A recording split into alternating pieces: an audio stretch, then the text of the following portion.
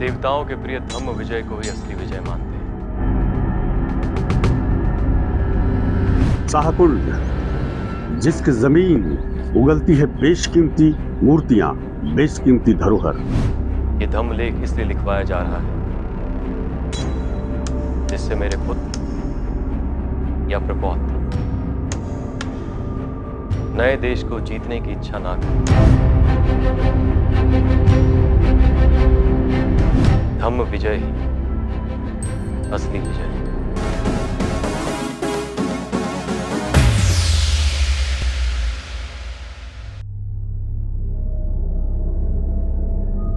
शाहकुंड, जिसकी जमीन उगलती है बेशकीमती मूर्तियां, बेशकीमती धरोहर। शाहकुंड में लगातार टूटी हुई बौद्ध प्रतिमाएं बरामद होती है। वो टूटी हुई बौद्ध प्रतिमाएं छत विच्छत अवस्था में बिखरी पड़ी हुई है, कोई देखने वाला नहीं। शाहकुंड में सबसे दिलचस्प है, जिसे तथाकथित तौर पर नरसिंह का नाम दिया गया है, वह बौद्ध इतिहासकारों के मुताबिक शाक्य सिंह की प्रतिमा है। भगवान बुद्ध का एक नाम शाक्य सिंह और सिंहनाद भी है। ढेर सारे इतिहासकारों ने इस मामले में अपनी राय रखी है। मूर्ति शिल्प के हिसाब से ये दोनों प्रतिमा जो शाहकुंड में मौजूद है वह शाक्य सिंह की ही है। यह बात लगभग प्रमाणित हो चुकी है। आपको जानकर आश्चर्य होगा, जिन प्रतिमाओं को जमीन से निकाला गया वो प्रतिमाएं अधिकांश मौर्यकालीन थी और उन प्रतिमाओं की एक लंबी श्रृंखला है जिसमें शाक्य सिंह की 2 प्रतिमा है। एक प्रतिमा जो आप यहाँ देख रहे हैं, ये प्रतिमा भी इसी स्थल पर खुदाई से निकली थी। एक और प्रतिमा भी शाहकुंड के किसी एक इलाके से शाक्य सिंह की बरामद हुई थी जो शाहकुंड तालाब के पास अवस्थित है।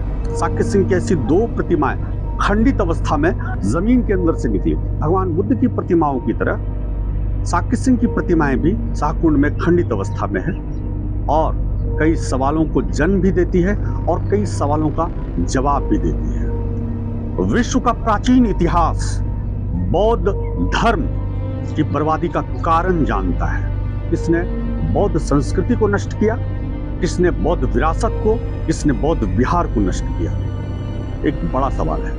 हम इस सृष्टि पर ईश्वर का प्रतीक हैं। तुम केवल ब्राह्मण, अधिकारी नहीं। लेकिन पहचान के अभाव में इन प्रतिमाओं को फूल, मालाएं, अक्षत पहनाई जा रही है। भागलपुर जिला मुख्यालय से तकरीबन 30 किलोमीटर की दूरी पर अवस्थित शाहकुंड में पुरानी खेरई का यह इलाका है। एक छोटी सी बस्ती है जहां मौजूद है तथाकथित तौर पर भगवान नरसिंह की प्रतिमा।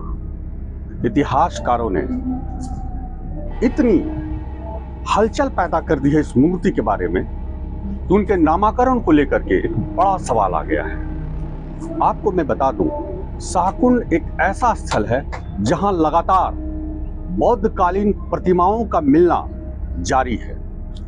शाहकुंड में जिस 2 प्रतिमा को लेकर मैं इस जगह पर मौजूद हूं वह प्रतिमा है भगवान नरसिंह की। लेकिन इस प्रतिमा के संदर्भ में बौद्ध इतिहासकारों ने एक नया दावा पेश किया है।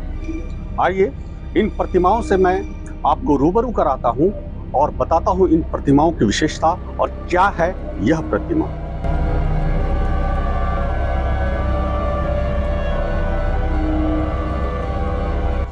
इस प्रतिमा को गौर से देखिए। यह प्रतिमा कही जा रही है कि भगवान नरसिंह की प्रतिमा है, लेकिन इन प्रतिमाओं की भाव भंगिमाओं को समझिए। सबसे पहले भगवान नरसिंह की जो प्रतिमा कही जा रही है उसकी आकृति से प्रतिमा पूरी तरह से भिन्न है। इस प्रतिमा में जो सिंह की आकृति ऊपरी हिस्से में बनी हुई है वह काफी सौम्य, विनम्र और शांत चित्त है। अक्सर नरसिंह की प्रतिमा में उग्रता का भाव होता है, क्रोध का भाव होता है और ऐसी प्रतिमाओं में भगवान नरसिंह अपने जंघे पर या तो हिरण्यकश्यप के सीना को विदीर्ण करते नजर आते हैं या उनकी गोद में प्रहलाद बैठा होता है, लेकिन ऐसी प्रतिमाएं आधुनिक काल में बनाई गई। लेकिन बौद्ध इतिहासकारों का दावा है कि भगवान नरसिंह का संबंध उनके बौद्ध धर्म से है, जिसे शाक्य सिंह कहा जाता है। तो यह प्रतिमा बौद्ध इतिहासकारों के मुताबिक शाक्य सिंह की है। तो भारत का जो प्रतिमा शास्त्र है इन प्रतिमा के बारे में क्या कहता है, उससे हम आपको रूबरू कराते हैं। सबसे पहले इस प्रतिमा के लट को देखिए। ये प्रतिमा, इनकी जो लट बताई गई है, प्रतिमा शास्त्र के मुताबिक यह शैली यूनानी शैली है। और इस यूनानी शैली में जो लट बनाए गए हैं, भगवान बुद्ध के मस्तक का जो हिस्सा होता है उसमें आप देखेंगे कि अपोलो देवता जो है, ग्रीक देवता जो है, उनके बालों पर लट हुआ करता था। तो यह प्रतिमा में भी ये लट जो बनाए गए हैं, यह यूनानी शैली से इसकी नकल की गई है। अब आते हैं इस चेहरे पर। यह चेहरा ही पूरी तरह से प्रदर्शित कर रहा है कि इनके चेहरे में एक सौम्यता है, विनम्रता है, और इनकी आंखें पूरी तरह से विनम्रता के भाव को प्रदर्शित कर रही है। और सबसे बड़ी बात, इनके दाहिने हिस्से को देखिए, यहां पर एक बाजूबंद है और इसे धम्म स्तंभ कहा गया है। इनकी 4 भुजाएं हैं, पहली भुजा, दूसरी भुजा, तीसरी और चौथी। तो जो दाहिनी भुजा है, दाहिनी भुजा में आप देखेंगे कि नीचे का हिस्सा जो है वहां धम्म स्तंभ है। और इनके वस्त्र विन्यास की बात करते हैं तो इनके कमर में एक कमरबंद है। इन कमरबंद को आप गौर से देखें, और जिस तरह से वस्त्र विन्यास इनकी बनाई गई है, ऐसा लगता है जैसे कोई धोती का हिस्सा हो। एक शानदार जो है इनका वस्त्र इनके घुटने को छू रहा है। और यह प्रतिमा पूरी तरह से खड़ी हुई अवस्था में है और यह प्रतिमा खड़ी है। अब सबसे बड़ी बात यह है कि इस प्रतिमा के बारे में यह शाक्य सिंह कैसे हैं, इसकी पुष्टि होती है इनके इस धम्म चक्र से। यह बाएं हिस्से में जो धम्म चक्र है, इसमें कुल 24 तीलियां हैं। इन 24 तीलियों के बारे में कहा जाता है यह बौद्ध धम्म का यह धम्म चक्र है, जिसे सम्राट अशोक ने अंगीकृत किया था। सिंह और धम्म चक्र बौद्ध धर्म से संबंधित है, और यह जो धम्म चक्र है इसकी 24 तीलियां बहुत कुछ कहती है। इन 24 तीलियों के बारे में आपको पता है कि 24 तीलियां बहुत सारी चीजों को कहती है। आपको मैं उन तीलियों के बारे में बता दूं। अशोक और धम्म चक्र में जो तीलियां हैं, पहली तीली अविद्या की है, दूसरी तीली संस्कार, विगमन, नाम रूप, आयतन, स्पर्श, वेदना, तृष्णा, उपादान, भव, जाति, जन्म, दुख, श्रद्धा, प्रीति, प्राख्य, सुख, समाधि, यथार्थ, निविदा, वैराग्य, विमुक्ति, आश्रव, लय और संबोधि की है। यही तीलियों की जो विशेषता है जो साबित करती है कि यह तीलियां अशोक चक्र और धम्म चक्र की का परिचायक है। और भगवान नरसिंह की यह प्रतिमा कुल मिलाकर बौद्ध साहित्य, बौद्ध इतिहासकार और पुरातत्व से मेल खाती है, अर्थात यह प्रतिमा शाक्य सिंह की है। हमारा नाम त्रिलोकी पासवान हुआ। त्रिलोकी पासवान जी, ये जो शाहकुंड का इलाका है, तो इस इलाके में लगातार मूर्तियां बरामद होती है, प्राचीन मूर्तियां बरामद होती है। यह जो मूर्ति है इस मंदिर के प्रांगण में, इस मूर्ति के बारे में कई तरह की भ्रांतियां हैं, इसके नामकरण को लेकर के पहचान नहीं हो पाई है। तो गांव के ही आपके एक बुजुर्ग ने बताया कि नीचे एक चक्र है, और ये जो मूर्ति है प्राचीन मूर्ति, इनके जो बायां हाथ है इसमें भी एक धम्म चक्र है। धम्म चक्र। तो ये मूर्तियों की पहचान आप लोग कैसे करते हैं?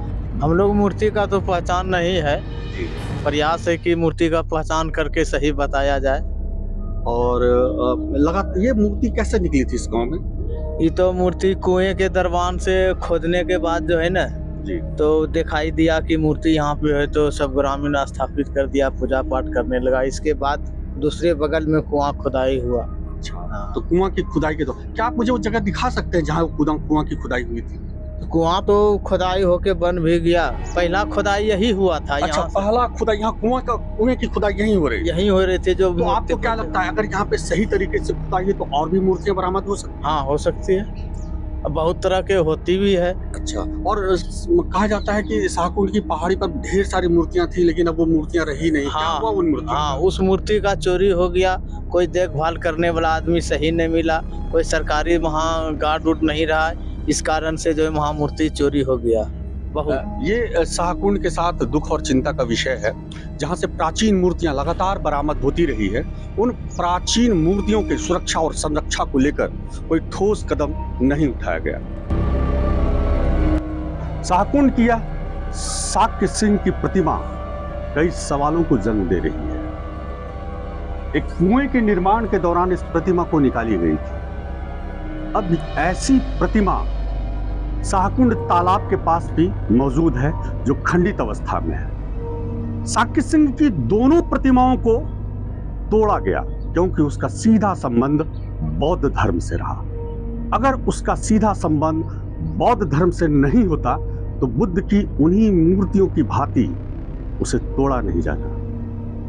बुद्ध की प्रतिमाएं भी तोड़ी गई, शाक्य सिंह की प्रतिमाएं भी तोड़ी गई। प्रतिमाओं के तोड़ने का जो इतिहास है उससे पूरी दुनिया अवगत है। किसने प्रतिमाएं तोड़ी, किसने बौद्ध संस्कृति को नष्ट किया, एक बड़ा सवाल है। तो आपका नाम क्या हुआ? मेरा नाम विजय पासवान। आप क्या इसी गांव के रहने वाले हैं? जी, आप क्या करते हैं? ऐसे खेत मजदूरी काम करते हैं। खेती और मजदूरी करते हैं। आपके शाहकुंड का खेरी पहाड़ी का जो इलाका है ये काफी इतिहास इसका गौरवपूर्ण रहा है बहुत पुराना। और यहाँ पे लगातार बौद्ध प्रतिमाएं भी निकलती रही हैं। हाँ, बहुत सही। और मूर्तियों की सही पहचान भी नहीं हो पाई हाँ। है, धूल धूसरित है। मुझे इन प्रतिमा के संदर्भ में पूरी जो कहानी है बताइए, कैसी प्रतिमा है, कब खुदाई से निकली थी? कब खुदाई से 1968 में जी।